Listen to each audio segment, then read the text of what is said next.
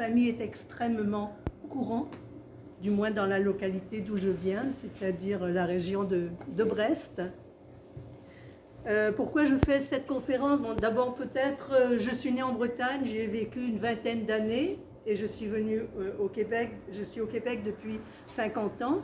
Il y a 2 ans, je suis allée faire des études à Rennes sur sur la culture celtique, où on parlait beaucoup de culture bretonne en réalité, et c'est ça qui m'a donné un petit peu les éléments pour traiter du sujet, parce que c'est pas parce qu'on est né dans un lieu qu'on le connaît, on a nos habitudes.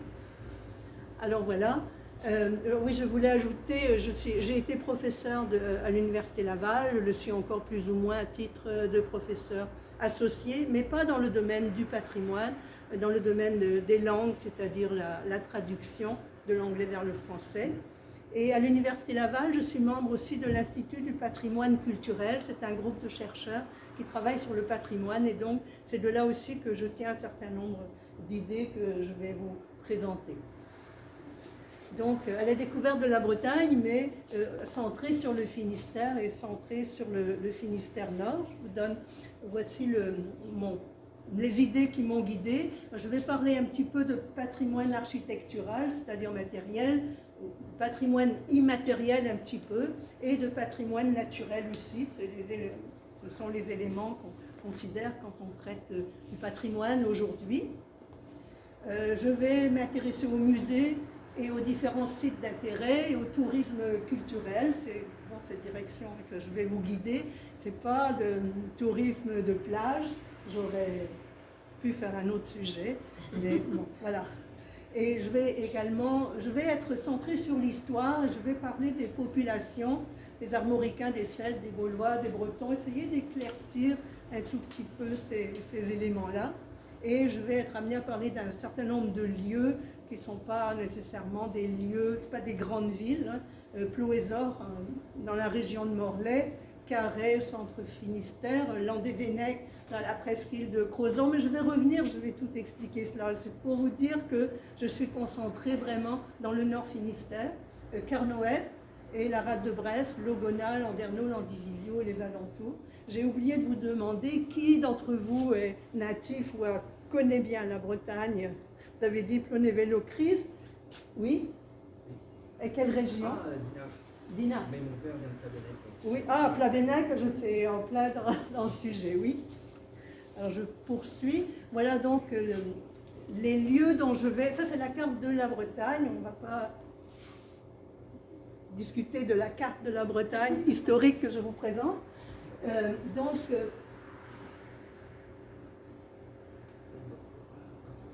Je vais parler, ici d'abord, je vais parler du néolithique, ici, Barmenay, dans la région de Morlaix. Je vais ensuite parler de Carhaix. J'essaye de trouver quelque part par ici. J'arrive pas bien à voir, je pense environ par là. Et je vais également je vais parler de Landévennec, qui se trouve ici. Je vais parler de Landerneau, de Landivisiau, voilà, essentiellement. Donc, mon propos, il est vraiment géographiquement restreint au Finistère Nord. Et il y aurait encore autre chose à dire sur le Finistère Nord que je n'aurai pas le temps d'évoquer. Par contre, en ce qui concerne la période historique ou préhistorique, je commence quand même à moins 4500 avant notre ère, et même un peu plus peut-être. Donc là, c'est beaucoup plus étendu, plus approfondi, ou plus en profondeur dans le temps. Je vais vous parler du cairn de Barménès, de l'arrivée des Celtes en Armorique, de Vorgium qui est Carhaix, de l'arrivée des Bretons en Armorique au 4e, 6e siècle, des monastères, en particulier de l'abbaye de Landévennec, également de l'importance des saints bretons et les raisons de cette importance avec le livre de Arzen, aujourd'hui aussi la vallée des saints. Je vais traiter, même si mon propos se termine au XVIIIe siècle, je vais quand même traiter des choses actuelles indirectement. Et également, je vais vous parler de deux pierres emblématiques du Finistère, c'est-à-dire la kersantite ou le kersanton, une pierre noire, et la pierre du rose, une pierre jaune. Et également des enclos paroissiaux pour terminer. Voilà. C'est mon plan. Alors je commence. Le cairn de Barnénès. D'abord, un cairn, c'est un grand cairn. En fait, il y a un grand cairn et un petit cairn. Un cairn, c'est un amas de pierres, mais mis en place par les humains de façon très complexe. Voilà comment ça se présente. Barnénès, c'est au nord de Morlaix. Vous situez Morlaix, vous voulez que je revienne sur la carte? C'est au nord du Finistère. Voilà, donc on a évidemment des allées qui mènent à des sites funéraires. Je ne sais pas si on voit bien. Vu d'en haut, on voit que c'est quand même sur une colline, près de la baie de Morlaix. Ici, le livre que je vous montre, dont je vous montre la page couverture, indique bien également la forme du lieu, mais vous remarquerez ici, ça a été creusé, parce que dans les années 50, un entrepreneur a eu besoin de cailloux pour construire les routes. Et donc, on l'a arrêté, mais non, pas tout de suite. Voilà.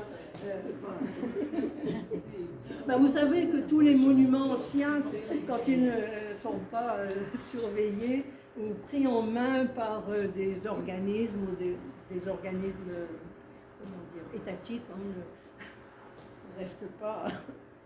C'est le cas également à Rome, hein, du Colisée, tout le marbre est petit. Voilà. Encore, ici on voit l'architecture, peut-être que ça ne dit rien comme ça, mais c'est gigantesque. Ça représente un travail extrêmement sophistiqué d'architecture. Il y a également des contreforts en pierre pour que ça tienne.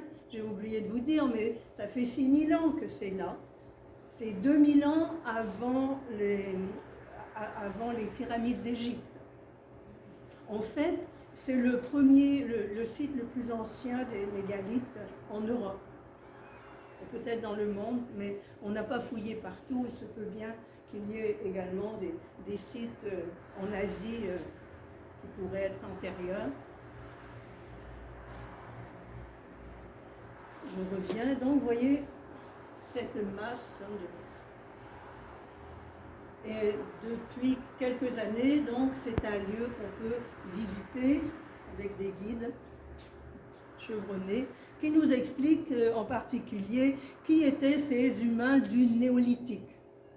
Le néolithique, c'est la période préhistorique au cours de laquelle les humains, en fait dans cette partie-là, se sont sédentarisés et ont commencé l'agriculture et l'élevage. Et également, d'après ces constructions, on peut penser que c'était des sociétés extrêmement organisées. Parce qu'il fallait des personnes pour débiter la pierre, il fallait la transporter, il fallait savoir placer les pierres pour faire ce qu'on voulait en faire, pour que ce soit une construction capable de tenir, on va dire, pour l'éternité, je pense, dans leur esprit, et ce qui s'avère, en tout cas pour le moment. Et également, tout à l'heure, je vais vous montrer ceci, même il y a la construction en encorbellement qui est, en architecture, quelque chose de remarquable, un savoir-faire de qualité. Alors donc, c'était des gens du néolithique qui nous ont laissé ces vestiges. Et grâce... oui. La fonction était funéraire? Elle était funéraire, oui, mais on dit que c'est également pour montrer la puissance du groupe, en fait, pour faire peur aux ennemis d'une certaine manière. C'est sur un promontoire. On a retrouvé des ossements, des choses comme ça. Des ossements, on en trouve très très peu en Bretagne à cause de l'acidité des sols. Donc on n'a rien trouvé. En fait, on trouve parfois des artefacts, mais assez peu. Le fait qu'il y ait eu une carrière, que ça a servi de carrière, a permis de dégager un mal pour un bien. Ça a permis de voir ce qu'il y avait dedans, hein, montrer à tout le monde. On n'aurait jamais d'effet pour montrer. Alors je poursuis. En fait, les gens croient que les mégalithes, où il y a une confusion dans l'esprit des gens, surtout ceux qui ont lu les récits, les histoires d'Obélix et Astérix, on croit que ce sont les Celtes, ou même les Bretons à l'époque des Romains, donc des gens assez proches de notre ère, moins 50, etc., qui auraient transporté les pierres, mais pas du tout. Les pierres étaient là depuis plus de 4000 ans, hein, quand Obélix transporte ces menhirs. Ben, les menhirs étaient déjà là, après il peut bien les transporter s'il veut, mais c'est pas lui qui les a placés. Voilà. Donc les Celtes arrivent en armorique, je parle des Celtes et non des Bretons aussi, les Celtes arrivent en armorique en moins 500, et les Celtes c'est un peuple qui est passé donc par l'Europe, qui a, comment dire, dans l'Empire, c'est pas l'Empire en fait, dans l'expansion a été toute l'Europe, et qui, à partir du centre de l'Europe, ils se sont déplacés tranquillement, hein, jusque vers la Bretagne. On peut voir ici voilà, les Vénètes, c'est une peuplade celte donc qui s'installe aux environs de moins 500 ans avant notre ère. Donc ça c'est beaucoup plus tard. Ils arrivent d'où, les Celtes?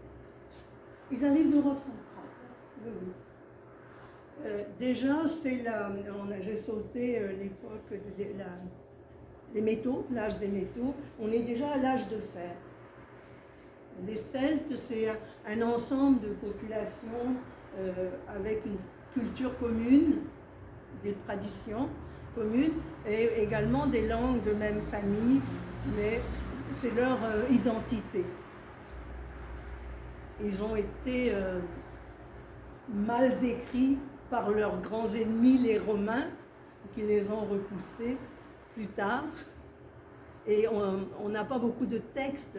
Les textes dont nous disposons, c'est les textes latins, donc la guerre des Gaules, etc., où les Celtes sont présentés comme des barbares, ce qui n'est pas tout à fait exact.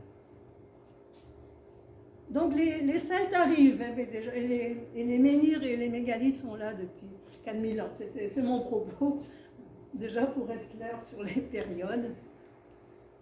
Et aujourd'hui, voilà un petit peu, on va dire, les peuples qui restent, les peuples celtiques, en tout cas représentés ici au Festival interceltique de l'Orient, hein, c'est-à-dire l'Irlande, l'Écosse, la Cornouaille, le Pays de Galles, la Bretagne, bien sûr, la Galice et les Asturies.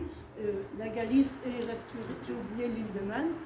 La Galice et les Asturies n'ont pas de langue celtique qui leur reste, mais les autres, oui. Et c'est vraiment, ça donne l'identité celtique, on dit le pays celtique.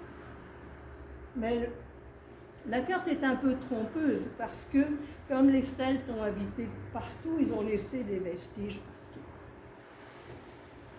Mais les peuples que je vous mentionne là, c'est ceux qui se revendiquent du monde celte aujourd'hui, en particulier par le biais de la langue, ce qui reste des langues. je saute encore. Enfin, je vous ai dit que les Romains comment dire, ont déplacé les Celtes. Et voici donc Vorgium au centre de la Bretagne, ou en tout cas au centre du Finistère, ou au centre du pays des Ossimes, parce que c'est le nom de la peuplade celte qui habitait le plus à l'ouest de la Bretagne. Et Vorgium est la capitale, et on a un très grand site archéologique et un grand musée montrant comment était Vorgium du temps des Romains. On dit que le site n'a pas grand-chose à envier à Nîmes, où on voit, c'est d'habitude, on cite Nîmes comme le lieu à visiter pour connaître la civilisation romaine. Vorgium aussi, voilà. Ici, c'est on appelle ça la murale qui annonce le site, à Carhaix. Carhaix est au centre Finistère. Un autre, voilà. Et voilà l'annonce du centre d'interprétation archéologique virtuelle. C'est un centre très moderne, équipé bien équipé de façon informatique pour montrer les choses. Également pour aller voir sur place, parce qu'on a un grand jardin avec les vestiges romains, et on peut aller sur place avec un ordinateur, et on voit en vrai comment étaient les bâtiments. Et voilà la publicité. Tous les chemins mènent à Vorgium, c'était la Rome d'Armorique. Encore quelques brochures qui expliquent l'intérêt du site, donc, qui on peut visiter pratiquement tout le temps. On a aussi l'aqueduc romain, un aqueduc qui faisait 27 km, et on trouve encore des vestiges. Alors tout ce site a été trouvé à l'occasion de ce qu'on appelle l'archéologie préventive, parce qu'il y a des lois, une loi qui demande que lorsqu'on va bâtir un endroit dans une ville, il faut vérifier qu'il n'y a pas d'éléments archéologiques très importants. Donc c'est ça l'archéologie préventive. Il y a un organisme en France qui s'occupe de ça. Et c'est ainsi que ça a été découvert. Alors vous voyez, ici Carhaix, Vorgium, était vraiment au centre des voies qui menaient dans les différentes directions dans le pays des Ossimes. Et par la même occasion, vous voyez le nom des peuplades celtes du temps qui ont précédé les Romains, mais qui sont demeurés là. C'est les Ossimes, les Coriosolites, les Vénètes, dont j'ai déjà parlé, les Rudones et les Namnètes. Évidemment, les villes ont été développées par les Romains ensuite. C'est la carte qui montre la Bretagne gallo-romaine, mais également la Bretagne gauloise, parce que gauloise ou celte, d'avant les Romains, avec ses divisions. Vous voyez déjà, la Bretagne était formée.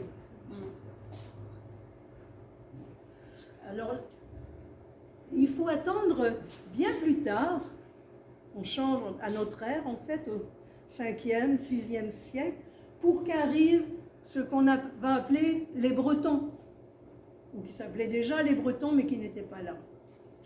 Donc, pour redire, parce que on s'y perd, enfin les gens ne savent pas, et moi-même je ne savais pas, c'était pas clair dans mon esprit, que les mégalithes, ça n'a rien à voir avec les Celtes, et ça n'a rien à voir avec les Bretons. Mais les Celtes donc, sont arrivés après, et les Bretons encore après, entre les deux, les Romains. Et pour situer dans le temps. Alors ces Bretons, ce sont des Celtes de l'autre côté de la Manche. Les Anglais? Oui. Ben, c'est pas C'est compliqué, oui, si vous voulez, les Anglais, mais avant les Anglais, parce que les Anglais, c'est les Angles qui ont un peu repoussé, voilà. Mais au fond, c'est ça. Alors, on appelait la Bretagne la Grande-Bretagne et la Bretagne, la Bretagne continentale, ben, c'est la petite Bretagne. Major et minor. Bon, évidemment, tout ça se vivait en latin. Mais comme il y avait, excusez, comme il y avait la même langue, un peu, les Écossais, la langue celtique, et Oui. ça venait aussi de l'Écosse peut-être, les Bretons, les Celtes, non? Oui, c'est ça. Comme j'ai montré tout à l'heure. C'est l'ancienne carte que vous avez montrée. Oui. En fait. Ouais, voilà. C'est celle-ci en fait. Hum. Vous voyez, les Bretons, c'est déjà indiqué sur la carte ici. Celle-là. Et là, c'est vers moins 600, moins 500 avant notre ère. Et après, mais je vais vous montrer plus loin. Après, on voit déjà des flèches des Bretons qui vont en Irlande. Mais plus tard, on aura des... Et puis on a aussi du côté de l'Écosse une flèche vers l'Irlande. Mais plus tard, on aura les Irlandais qui vont aller vers l'Écosse. En réalité, ce qu'il faut savoir aussi, c'est que toute cette région ici, c'est une grande zone commerciale. Un petit peu difficile à croire que même déjà à moins 4000 ans, ça circulait beaucoup par là. Et ça circulait même, ça allait en fait, ça partait, je pars d'ici, mais on allait vers le nord, mais on allait aussi vers ici. Voilà. Évidemment, en longeant les côtes davantage. Hein. C'est plus tard qu'on a pensé et réussi à traverser. Parce qu'en face, c'est nous. Hein. On n'est pas encore découvert, c'est nous-mêmes. C'est ça. Manière de dire. Bon, je reviens. Oui, là, vous voyez, ça, c'est des pays celtiques. Donc, je ne vais pas développer la question de la langue, mais évidemment, tout ce qui est en vert, à l'exception de la Galice et des Asturies, toutes les autres régions ont des langues celtiques apparentées. Deux grandes familles de langues celtiques, à vrai dire, on a le brittonique, je commençais le gaélique, c'est en Irlande, à l'île de Man, en Écosse, tandis que le brittonique, on a au Pays de Galles, en Cornouailles et en Bretagne. C'est les deux grandes langues celtiques, les deux grandes familles de langues celtiques actuelles. J'étais un petit peu plus loin, je crois. J'avais terminé avec Borgium. Les Bretons. Et voilà une carte qui indique un peu le mouvement donc, des Bretons de Grande-Bretagne. J'ai un petit peu de mal à vous.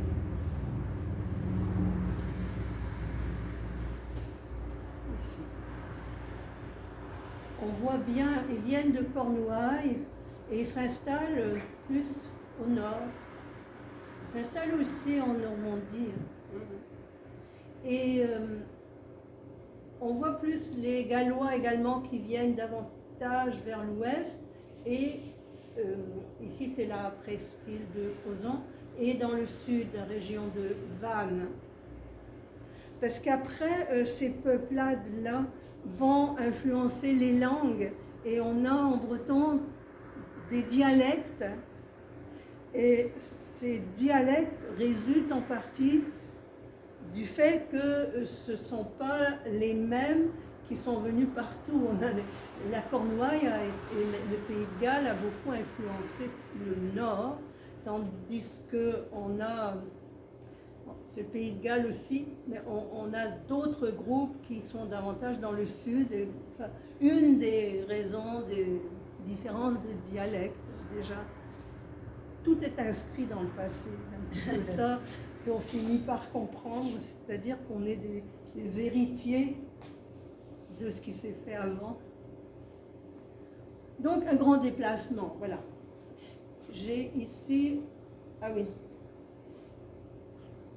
les toponymes, une des caractéristiques de la Bretagne, ou en tout cas d'une grande partie de la Bretagne, la partie justement bretonnante, ou anciennement bretonnante, et c'est les noms des localités. Les gens sont très surpris de découvrir que les villes commencent par Plou, ou par Guy, ou par Lannes, ou par Tré. On a une grande quantité. D'où est-ce que vous venez déjà? Lochrist, Plonévé. Lochrist, mais en breton, c'est Guineves. Oui, ça c'est une autre chose. À côté de Plou et Guy, c'est la même chose. Ça veut dire la ville, la paroisse. Mais en français, quand on parle français, on dit Plonévé Lochrist, et en breton, j'ai jamais Guinévé. C'est Guineves. Oui. On a souvent le double, le Guy et Plou. Oh, c'est plus difficile. Plou. C'est très intéressant, beaucoup à dire ça. Alors vous voyez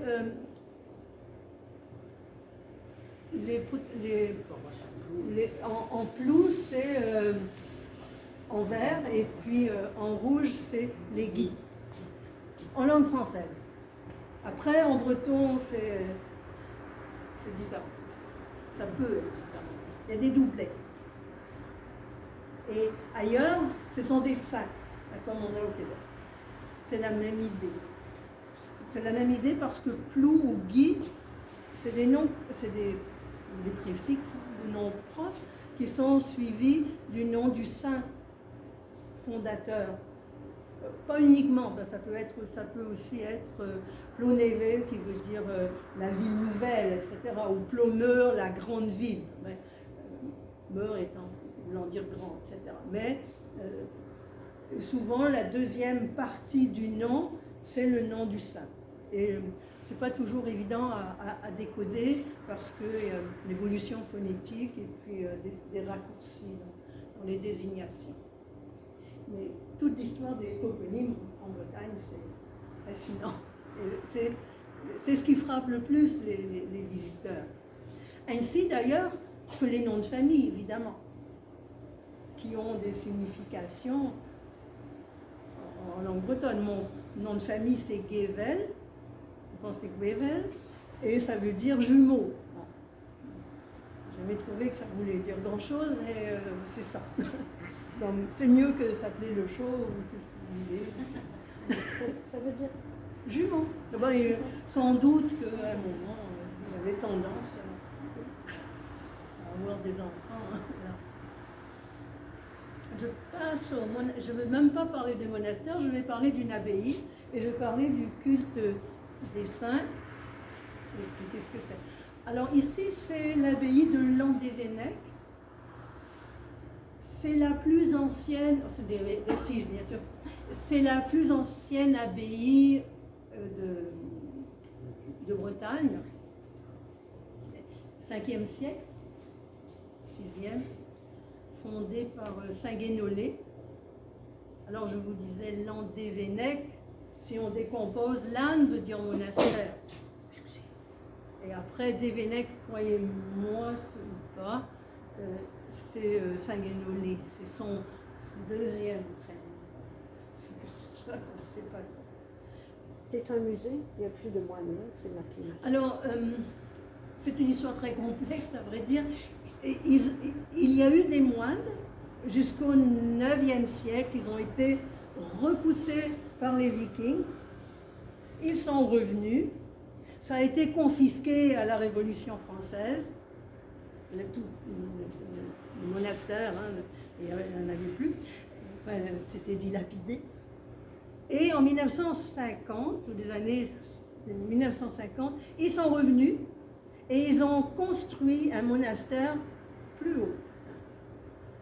Et c'est toujours donc les moines de Landévennec, oui, bénédictins. Avant de revenir à Landévennec, à reconstruire, ils ont été à la Roche-Maurice. Ah oui, ils ont été à différents endroits, oui, effectivement. Ils étaient à la Roche-Maurice quand j'étais jeune. Je me rappelle que les gros étaient pas Oui, très parce que bon, ils sont venus là en 1950 et bons. J'ai quelques, eu un beau-frère à Landévennec. à Landévennec. J'aurais autre chose à dire. Il y a aussi un jardin de l'époque, enfin un jardin de plantes, où on explique évidemment, parce qu'on a des guides qui nous expliquent toutes les plantes du potager, les plantes médicinales du Moyen-Âge. C'était un haut lieu de savoir. Landévennec, c'était le cœur du savoir. Les monastères, dans le Moyen-Âge, les monastères étaient le lieu où on savait, où on copiait les textes et où on avait la connaissance. C'est les éduqués. Comment? C'est les éduqués. Oui, les éduqués, effectivement. Et là, comme je suis à Landévennec, je vais vous parler d'un musée plus moderne qui date de quelques années seulement, qu'ils ont fait à côté, mais ils l'ont fait à Landévennec parce que Landévennec est considéré comme un centre intellectuel. Ou du moins comme il l'était au Moyen-Âge, on considère que c'est le lieu où il faut poursuivre la recherche du savoir, en particulier sur l'histoire de la Bretagne. Bon.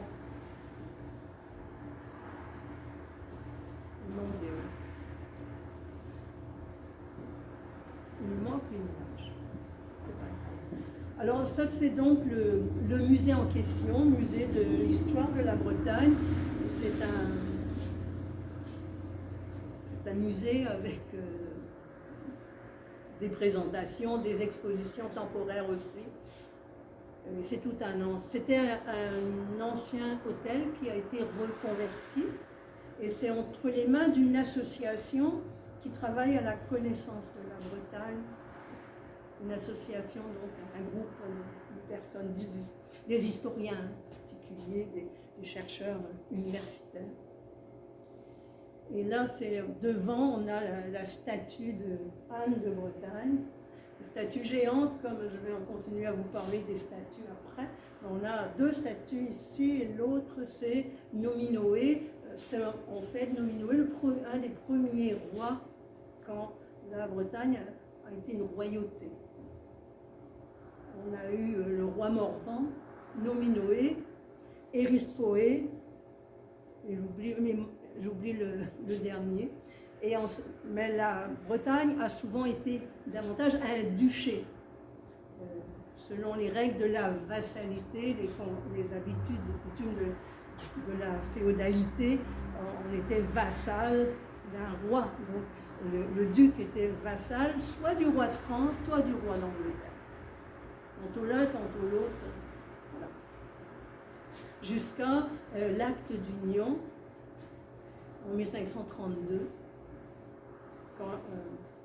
après une longue guerre de succession, en fait, quand on n'a pas de successeur, il y a beaucoup de guerres. Et finalement, le roi de France a épousé la princesse, la duchesse Anne. Et donc, par la suite, il y a eu l'acte d'union entre la France et la Bretagne. Il faut savoir pour la petite histoire quand même, la grande histoire même, Anne de Bretagne, vers 8-12 ans, je ne sais pas exactement, était mariée à Maximilien d'Autriche. Mais le roi de France a fait annuler le mariage par le pape. Voilà. Parce que, pour bien des raisons,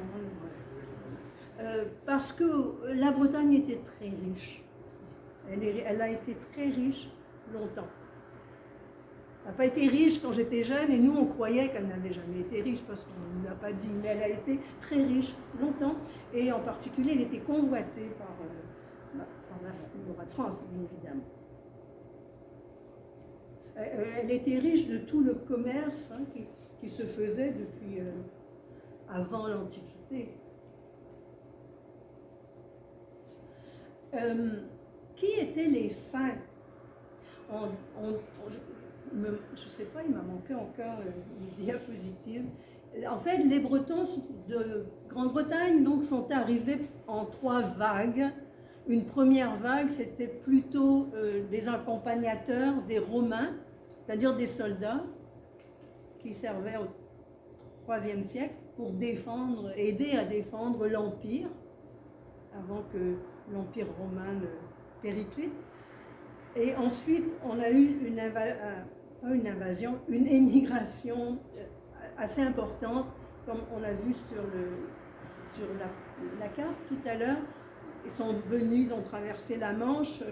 Pendant longtemps, on a dit qu'ils avaient été chassés par les Angles, mais il semblerait que ce n'est pas peut-être la raison, parce que il y avait beaucoup de passages dans la Manche, et donc c'était pas normal de passer d'un bord à l'autre de la Manche à l'époque et de s'installer.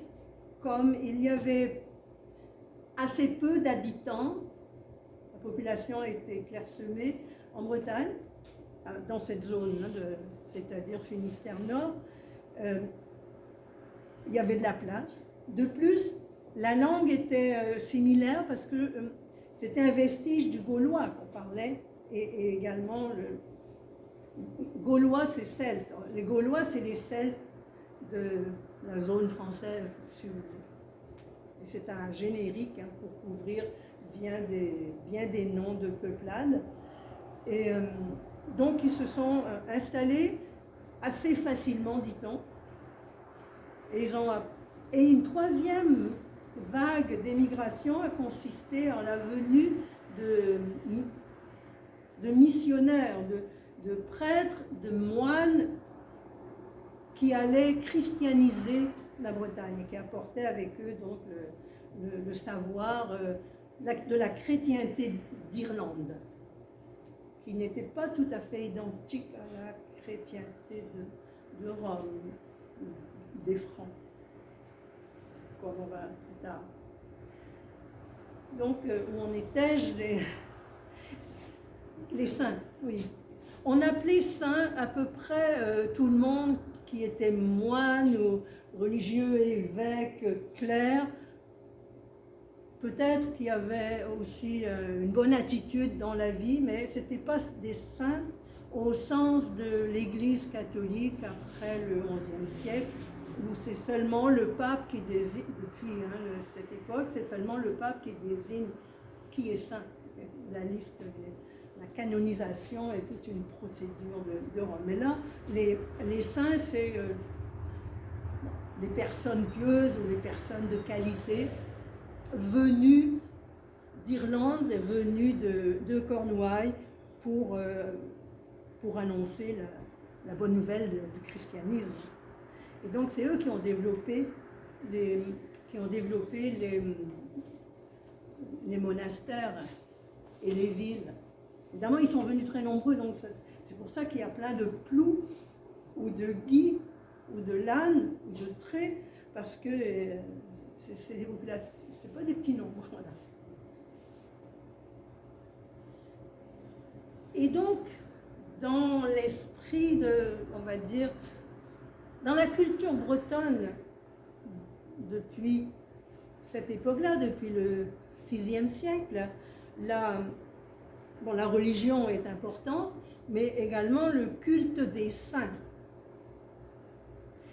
Et donc, on a, au XIXe siècle, on lisait dans les familles, on va dire une page par jour, Buez Arzen, c'est-à-dire la vie des saints.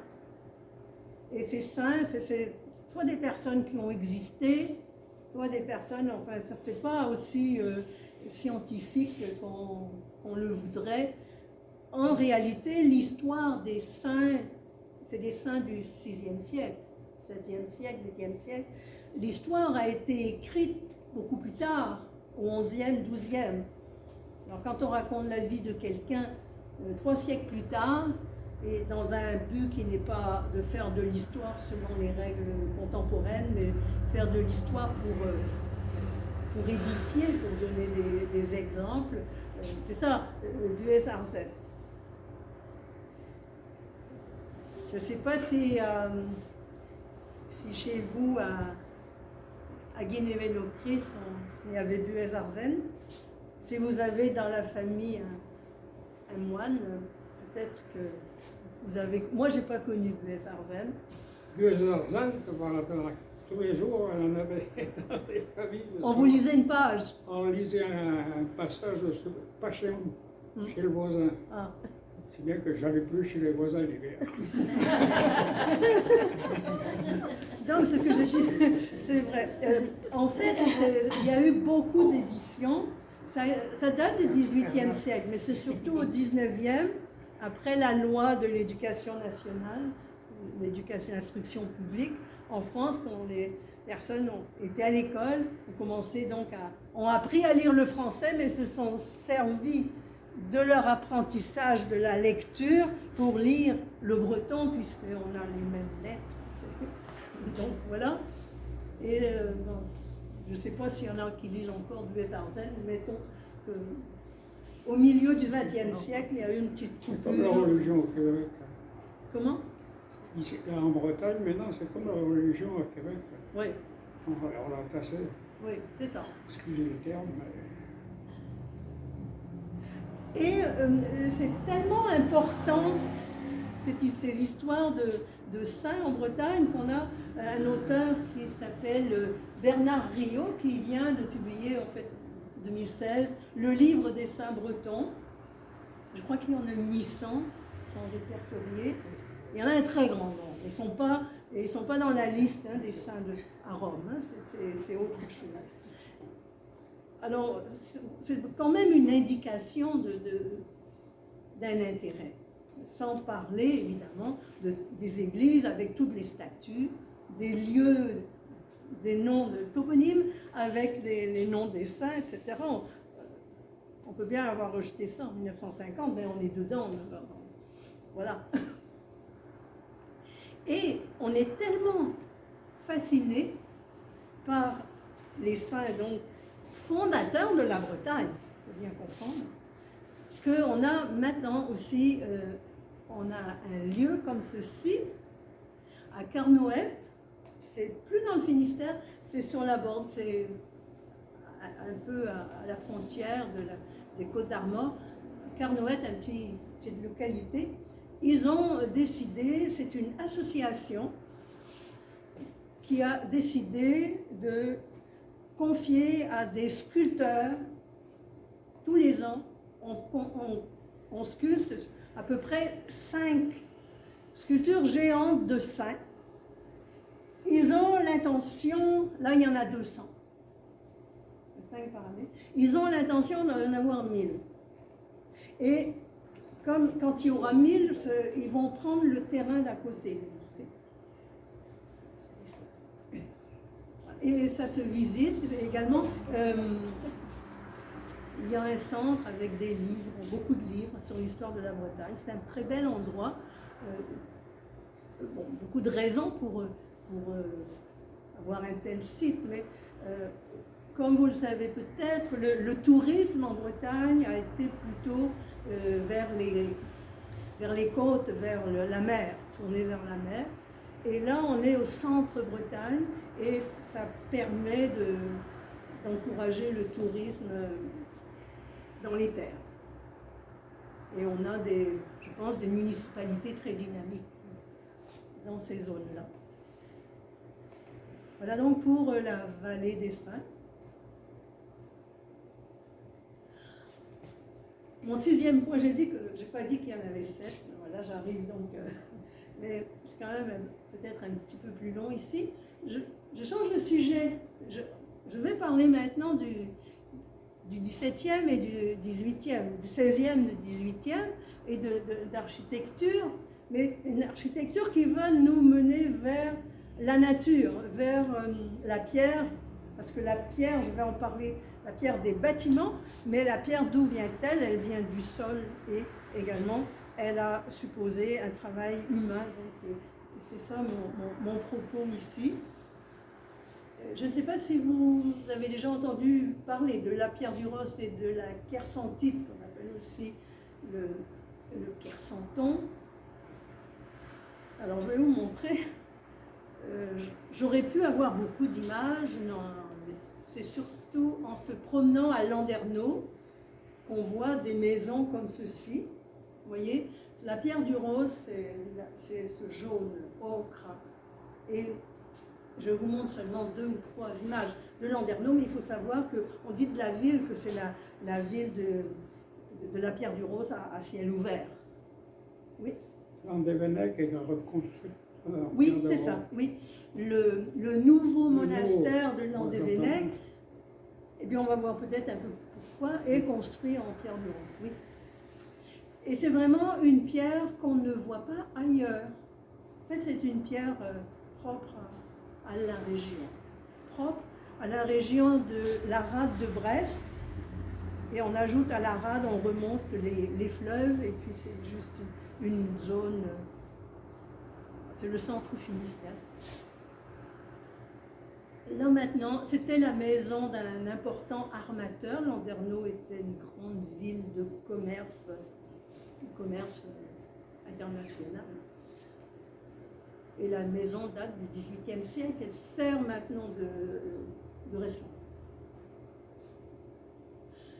Ici, bon, les photos qui sont prises en novembre, avec un petit peu de pluie et un manque de savoir-faire technique pour les photos, mais c'est de la même couleur, évidemment, ici, le bâtiment au centre, également donc en pierre du Rose.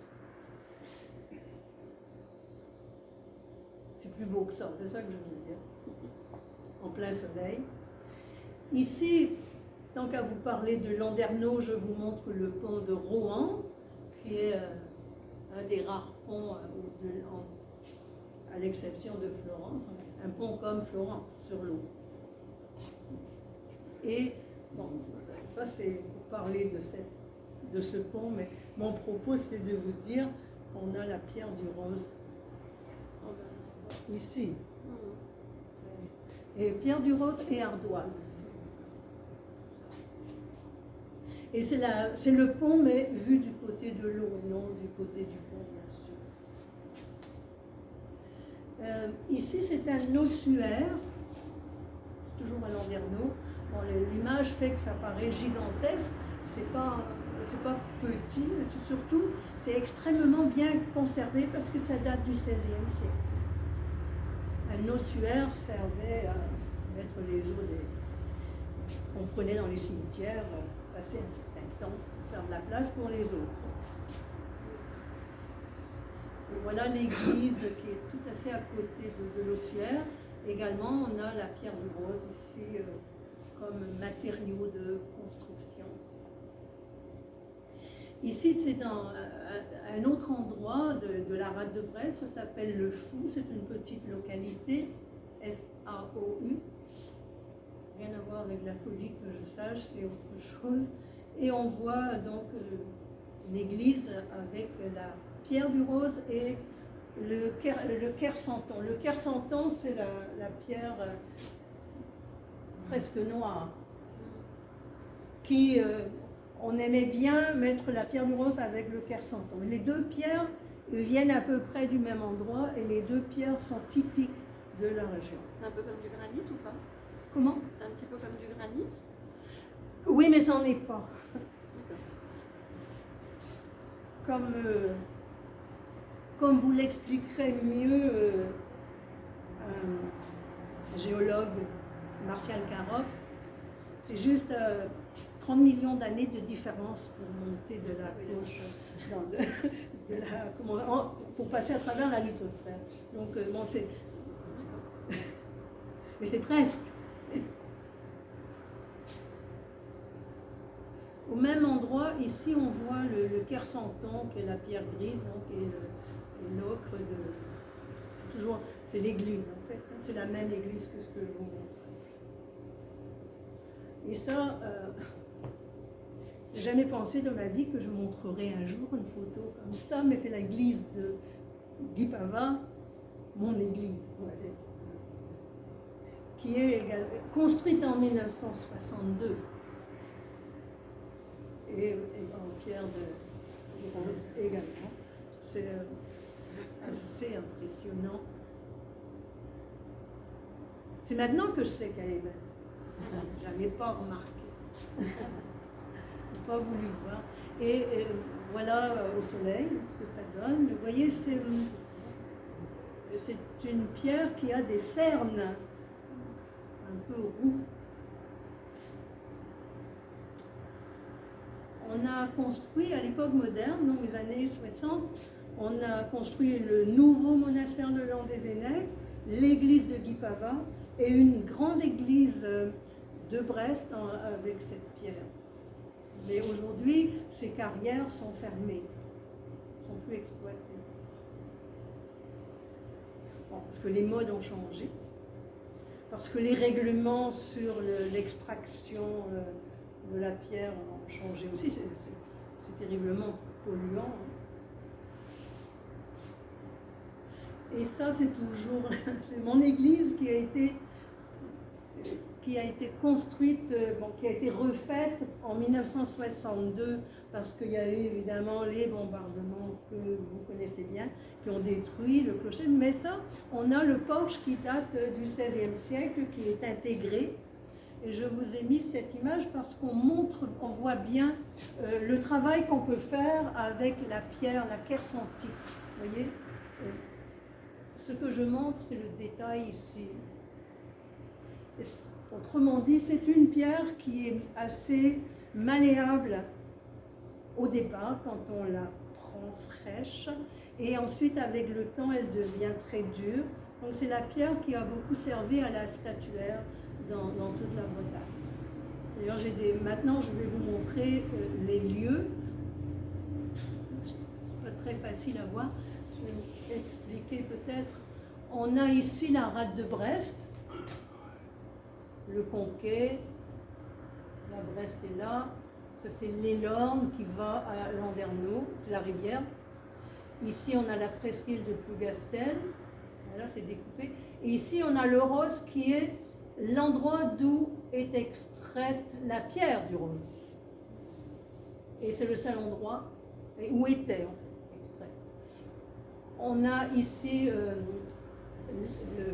l'Aune, et le Fou, c'est ici. Je vous ai montré une photo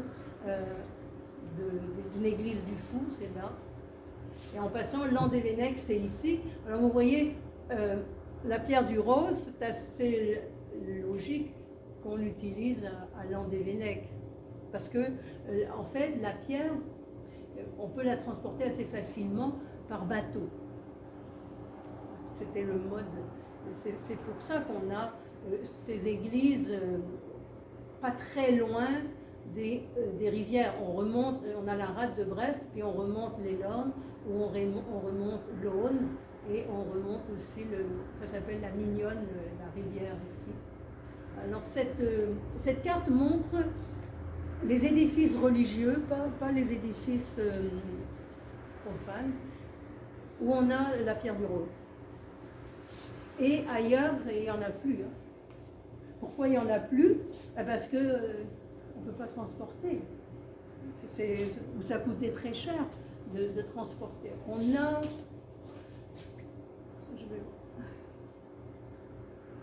Non, on ne peut pas aller trop loin des fleuves. Je parle du XVIe siècle, XVIIe, XVIIIe. J'ai une autre carte qui montre le Quercenton, la Quercentite. Encore une fois, c'est pas archi clair. J'ai pris ça dans un livre d'un géologue. Donc vous avez encore la rade de Brest, on peut remonter à Landerneau. Ici, on a les lieux d'extraction. Il y a plusieurs carrières du Quercenton. Et on a le Fou à nouveau, voilà. Donc ça c'est la rade de Brest, une immense rade avec donc des fleuves côtiers qu'on remontait avec des bateaux à fond plat. dont j'oublie le nom. Voilà. Des barges, exactement. Et c'était toute une industrie. C'était une industrie qui a duré jusqu'au XXe siècle. Ce sont des paysans pêcheurs qui aidaient, qui taillaient la pierre, qui transportaient la pierre, qui mettaient la pierre sur les bateaux, transbordables, etc. Et il y avait à un moment jusqu'à 400 personnes, 400 ouvriers. C'était vraiment une industrie au XIXe siècle.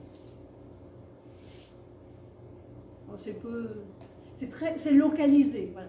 C'est quand moi j'ai étudié dans la ville de Landerneau, et c'est quand on voit Landerneau, on ne peut pas s'empêcher de se demander d'où vient cette pierre et comment elle est arrivée là. Et j'ai pas fini mon histoire d'où elle vient d'ailleurs, je vais poursuivre. Et aussi, bien sûr, mais j'avais pas nécessairement fait le lien à l'âge où j'étais à l'école avec mon église de Guipava, qui pourtant était assez grande à voir de loin. Mais à l'époque, là c'est un peu plus point de vue personnel, pour moi les églises étaient belles quand elles étaient anciennes. Et les anciennes étaient effectivement très belles. Je n'avais pas vu la beauté de la nôtre. Je trouvais même qu'on n'avait pas de chance. Est-ce qu'il y avait une différence au point de vue vitraux, vitrail, ou c'était la pierre? L'église de Guipava, aujourd'hui, a de magnifiques vitraux abstraits, très colorés. Mais de mon temps, c'était les choses, on les place quand on a l'argent pour le faire. La première chose, c'était de construire l'église après la guerre. Autrefois, c'était des vitres ordinaires, opaques, blancs. Enfin, et maintenant, oui, c'est très très beau. Les vitraux, c'est aussi la beauté des églises bretonnes. Mais tout ça, d'où ça vient? Je vous ai raconté qu'on les extrayait, mais encore... J'aimerais vous dire qu'on a aussi un parc, je tombe là dans le patrimoine naturel. Depuis peu, on a la reconnaissance de l'UNESCO pour ce parc géologique, parce que les pierres de Bretagne ont un très grand intérêt, notamment les deux que je vous ai mentionnés. Également, on a des schistes et des granites, bien sûr. Et donc, ils ont travaillé fort pour obtenir ce label depuis mars 2024. En fait, le parc, c'est un grand espace géographique qui est donc protégé, c'est un parc naturel. Il y a 3 musées. Il y a notamment un musée des minéraux. Par ailleurs, il y a aussi beaucoup d'activités, notamment pour les écoles, et on a des tailleurs de pierre, en particulier un certain monsieur Sanker, qui a été autrefois, qui a eu une entreprise de pierre, c'est le Kersanton, et qui explique aux enfants, aux jeunes, fait qu'il ils jouent avec à tailler la pierre et à voir comment on travaillait la pierre. Donc, parce que pour avoir un label de l'UNESCO, il faut démontrer beaucoup de choses, développement durable, éducation, etc. C'est tout un travail, mais les gens en sont très fiers de ce parc naturel régional d'Armorique qui fait partie de ce qu'on appelle le patrimoine naturel. Alors vous voyez, en regardant l'architecture, on voit les pierres et on se demande, des pierres anciennes, et il y a lieu de se demander, mais comment ça se fait, pourquoi c'est là, comment ça a été travaillé, comment ça a été transporté, et ici, mais d'où ça vient exactement. Et alors si, toujours dans cet ensemble muséologique, on nous demande, on nous invite à plonger au cœur de l'histoire de la Terre, et on parle de 500 millions d'années d'histoire géologique qui ont façonné les paysages armoricains. Là, on n'est plus qu'à 1500 ans avant Jésus-Christ, mais avant. Et on nous montre ici comment on a la kersantite, on a la pierre du rose et on a le granit qui sont montés à la surface et qui ont, dans un temps où on avait le massif armoricain qui était massif hercynien qui était aussi haut que les Alpes. Mais ça s'est érodé, évidemment, et il se trouve que le Kersanton et la pierre du rose sont en affleurement près de la côte, dans la rade de Brest. Et donc, il est possible, assez, pas très facilement, mais c'est plus facile de prendre des roches qui sont déjà à fleur de terre que d'aller les chercher dans le sol. Donc voilà pour la pierre du rose et le Kersanton. J'arrive, je pense, à mon dernier point, les enclos paroissiaux. Alors, les enclos paroissiaux, eux aussi demandent le label de l'UNESCO, la reconnaissance de l'UNESCO, c'est en cours pour le patrimoine donc, de l'humanité. Voilà à quoi ça ressemble. On appelle ça un enclos parce qu'il y a un mur d'enceinte qui entoure un ensemble qui comprend bien entendu l'église, qui comprend aussi un calvaire, qui comprend un ossuaire comme celui que je vous ai montré tout à l'heure, et puis un espace qui était un espace de cimetière autrefois, ça n'est plus le cas aujourd'hui, mais encore une fois c'est prototypique de la région, davantage de Landivisiau et également de Landerneau, qui étaient des villes, des lieux riches. Riches pourquoi au XVIe? Parce que la Bretagne produisait le lin. Ici c'est le lin, mais ailleurs un peu plus à l'est, c'était le chanvre. On était les spécialistes des toiles. Et on en faisait un commerce international. On les appelait d'ailleurs les Bretagnes. Donc, les Bretagnes allaient pour les pays qui avaient des flottes, comme l'Espagne, la Hollande, etc. Également, ça c'est le chanvre davantage, que les cordages aussi. Le lin c'était davantage pour les vêtements. Enfin, quoi qu'il en soit, il y avait un immense commerce et donc de la richesse, beaucoup de richesse. Et également un univers de gens très pieux. Tout était centré sur l'Église. Donc, à partir du moment où on avait de l'argent, on construisait l'église. Et on construisait ici donc des enceintes avec un ensemble complet ossuaire et calvaire. Et calvaire, c'est pas rien, ça, je vais vous montrer. Ici, c'est à Gouenou. Et on ne voit pas l'ossuaire parce qu'il est derrière, on ne peut pas, ça fait une photo plate de montrer tout ce qu'il y a, mais je vais vous en montrer d'autres. Alors ici, je vais revenir à mes exemples après. On a également un musée centré sur les enclos. Encore une fois, avec beaucoup d'explications, des grands panneaux décrivant l'histoire de la région, etc. Tout ça, évidemment, on va dire, c'est lié à la demande auprès de l'UNESCO.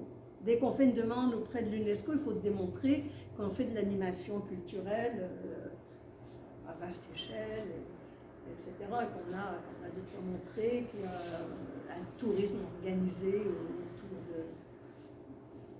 autour de cette activité. Donc, c'est également très récent. Et certains endroits sont gratuits, c'est le cas ici. D'autres non, je ne l'ai pas mentionné tout à l'heure. Bon, le Borgium, c'est gratuit également. Ça dépend de la volonté des promoteurs. Alors, les enclos paroissiaux dans le Finistère, on en a repéré 70. Et ils en ont gardé 30 pour la demande, parce que pour la demande, il fallait beaucoup de critères. Mais dans les 70, il y en a certains qui étaient peut-être moins complets. Voilà. Alors, on ne voit pas grand-chose. C'est juste pour vous montrer la quantité d'enclos. Et également, ça vous permet de voir les noms des plous. Un plou névinter, par exemple, ou l'andivisio des lannes. Landerneau, c'est un lanne. Plavennec, dont vous parliez, voilà. C'est Plavennec. C'est là. Ce que je vous ai montré, c'est Gouenou. Gouenou, c'est des guides. Oui. Il y a des circuits, des enclos qui sont organisés depuis belle lurette déjà. En fait, ça a toute une histoire, les enclos. Dans le tourisme lié, découlant des guides Michelin, associés, je pense, au train au XXe siècle, il y avait 3 enclos qu'il fallait absolument voir au Finistère. C'était le Saint-Égonec, l'Andivisio, puis le 3e, je ne sais pas trop. Il y avait 3 enclos qui étaient ça faisait partie, quand on va à Paris, on voit la Tour Eiffel, mais on va dans ce coin-là, on voit les enclos. Mais vous, votre question, c'était l'organisation des circuits, par exemple. Les circuits L'organisation des déjà circuits. bien avant la demande de l'UNESCO, c'était ça? Bah, c'était Oui, depuis le début du XXe siècle. c'est les principaux dans ce circuit-là, c'est l'Auguinière, Oui, Saint-Égonec, oui. Guicran, Jean-Paul Guicran, Plougastel. Les autres sont Ben là, très ils en beaux, ont trouvé mais 70. ce que je viens de citer, c'est le plus important. Oui, oui. Ben, il y en a 30 importants maintenant pour la demande sur les 70. Il y a important, ça dépend du point de vue aussi. Il y en a qui ont le plus beau calvaire. Bon, Plougastel a le plus beau calvaire. Plébin a un magnifique calvaire. Il y en a, c'est plutôt l'église comme telle. Il y a les ossuaires. Landerneau a un très bel ossuaire, mais il y en a d'autres. Alors, et puis Saint-Égonec, c'est le top, on dit. Ah ouais. Oui. Saint-Égonec était très très riche. Et à Saint-Égonec, l'église a pris feu en 1994, il a fallu rebâtir. Donc voilà, les enclos paroissiaux, je vais continuer, j'ai quelques images. Voilà, donc ça c'est 6-1, je pense. Oui, la porte, oui, il y a la porte triomphale, j'ai oublié de mentionner. Il y a l'église, le calvaire, l'ossuaire et la porte triomphale qui est toujours décorée. Décorée de la vie des saints, la vie de l'histoire du Christ, etc. Voilà un ossuaire, Plébin, encore une photo de novembre. Mais vous voyez quand même le travail, et c'est également très bien conservé. On est toujours dans le 16e. Plébin, voilà le calvaire, encore avec toutes sortes de personnages. Hein, souvent, je n'ai pas ici le calvaire de Plougastel, c'est celui qui a le plus de personnages. Souvent, on a la croix Jésus-Christ, et puis on a des personnes à cheval autour, etc. Le bon larron, le mauvais larron, etc. On a aussi, des fois, c'est sculpté dans le Quercenton, les personnages. Et la base, pas ici, mais souvent, parce que c'est un petit peu loin, Plébin, un petit peu loin de la rade de Brest, je pense que c'est plutôt du schiste, mais en haut, la statuaire, c'est du Quercenton. Excusez mon ignorance, un calvaire, ça sert à quoi? En fait, il faut qu'il y ait une croix. C'est pour montrer que on est en terre chrétienne, en fait, en lieu sacré. Et après, c'est archi décoré. À quoi ça sert? Servir est un mot spécial, mais ces calvaires, comme celui de Plougastel, il servait à expliquer la Bible, en particulier le Nouveau Testament, à tous les gens qui n'étaient pas lettrés, en fait, qui ne savaient pas lire. C'est le 17e, tous les paysans. On leur expliquait. D'ailleurs, je ne l'ai pas dit, mais ça, c'était polychrome aussi dans certains cas. La structure, c'est un peu perdu. Aujourd'hui, on a des sons et lumières, des effets lumière sur les calvaires, des moments comme à Noël, à Plougastel, c'est très. On peut voir comment ça pouvait être autrefois. Donc ça, c'est un calvaire. Et on parle des enclos, mais moi, ce que je trouve vraiment fascinant, c'est la richesse du mobilier et de la décoration à l'intérieur des églises. Et ici, on a les fonds baptismaux de Guimiliau. J'ai oublié de vous dire tout à l'heure, le centre sur les enclos se trouve à Guimiliau, qui est une petite localité au sud de Landivisiau. Si vous pouvez deviner, hein, c'est du chêne travaillé. C'est plus beau que sur mon image, moi c'est à voir en vrai. Mais j'en ai un autre que je trouve encore plus intéressant, c'est l'Ampol Guimiliau, donc c'est 10 km à côté, parce qu'il y en a partout, là, si vous avez vu sur la carte. C'était aussi à qui aurait le plus haut clocher, etc. C'était ça l'idée de l'époque. Alors ici, vous voyez, c'est torsadé avec des dorures, on ne peut pas dire de la feuille d'or, c'est probablement. Et les personnages. Et maintenant, ici j'ai l'Ampol Guimiliau, vous voyez, on ne voit pas très bien, mais la décoration c'est de la dorure, c'est de la feuille d'or. Je vais vous montrer le jupé, c'est une poutre travaillée à l'extrême. Et du polychrome.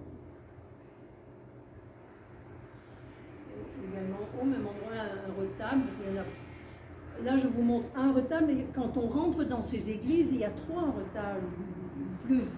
Et sur le côté, il y a encore des dorures, les fonds baptismaux, etc. Donc, on rentre et on est émerveillé. Tout est en or. Et en plus, c'est ouvert. Voilà, ça représente le baptême du Christ, etc., la crucifixion, les choses habituelles qu'on voit sur les retables. Avec parfois des petites allusions, par exemple, on sculpte le donateur, enfin le portrait du donateur. Une autre, et je pense que c'est tout. C'est quand même. Franchement, voilà, on va tout passer. Pour se mériter le thème, la nomination d'enclos, est-ce qu'il y a des critères? C'est une église, un hôtel? Oui. C'est parce que c'est particulier à la Bretagne, c'est un ensemble architectural typique, mais je pense que pour avoir la reconnaissance, il ne suffit pas d'avoir l'architecture en bonne et due forme. C'est aussi pour montrer que ça a été un lieu de vie, que ça a l'importance dans la culture, en fait ça a réuni les paroissiens pendant très longtemps, pendant des siècles. Hein? Il y a un cahier des charges pour l'UNESCO. Pour être reconnu patrimoine mondial de l'UNESCO, il y a un cahier des charges. Oui, c'est à ça, respecter. oui. Le terme enclos. Oui, c'est pas l'intérieur, oui. Ça veut dire l'enclos comprend ce qu'il y a dans l'enclos. C'est pas l'enceinte. En fait, c'est mal désigné.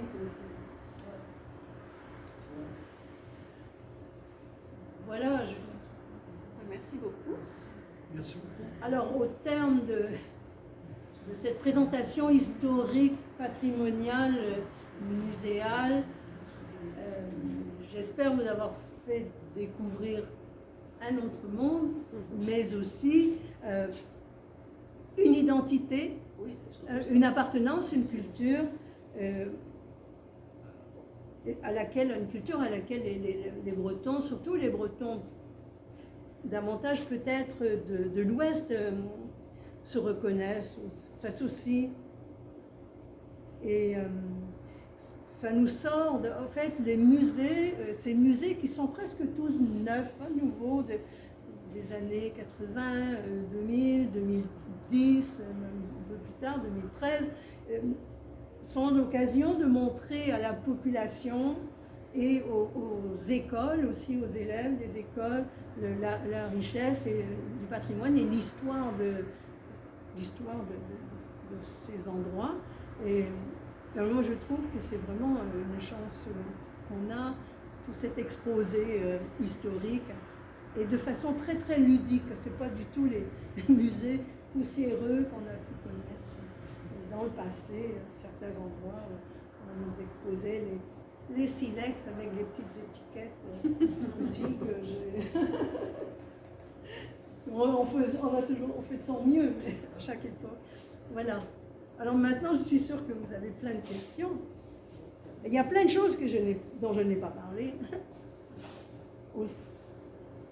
Oui. Moi, je suis québécoise, mais j'ai des amis français, j'ai été aussi dans des régions françaises. Et puis, je m'étais fait dire bonne fête, Hélène, un jour d'anniversaire, c'était le calendrier des saints. Je connaissais pas ça, je disais c'est pas mon anniversaire. On dit, je dis pas, ah oui, mais t'es dans ton nom de ta sainte. Est-ce que ça a rapport avec le livre? Parce que vous dites que les saints sont plus... les saints du calendrier, oui et non. Je pense que c'est davantage dans la chrétienté. Peut-être. Il y a dû y avoir ça au Québec, je ne peux pas croire. Chaque jour est associé. Non, On ne fait pas. Oui. Il est écrit sur le calendrier. Par exemple, on dit la Saint-Sylvestre, le 31, etc. mais ça n'a pas rapport avec le cahier que vous avez montré tout à l'heure. Non, ça n'a pas rapport directement. Mais c'est un peu le même esprit de célébrer les saints. Après, il y en a des saints en tout genre. Oui, ça se répète à chaque année. Oui, tout à fait.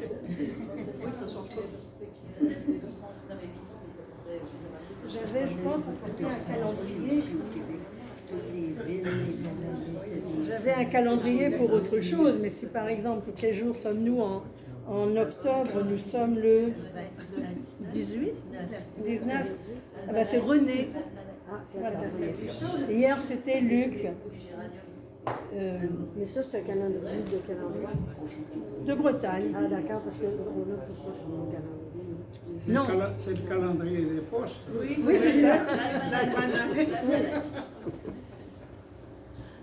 Pour dire à monsieur, moi, chez les voisins, j'y allais plus parce qu'après le repas du soir, c'était le chapelet à genoux. Alors moi, je n'allais plus chez mes voisins. Parce qu'eux, ils faisaient le chapelet à genoux après le repas du soir. Alors, d'autres questions? C'était à 7 heures.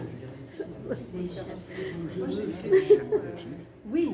Tantôt, vous parliez des C'était long, le dessins, chapelet. là, dont vous avez En fait son le- évangéliste, si on était au champ, on restait au champ. On est dessus, puis on faisait pas comme ça. Non, il y a 200.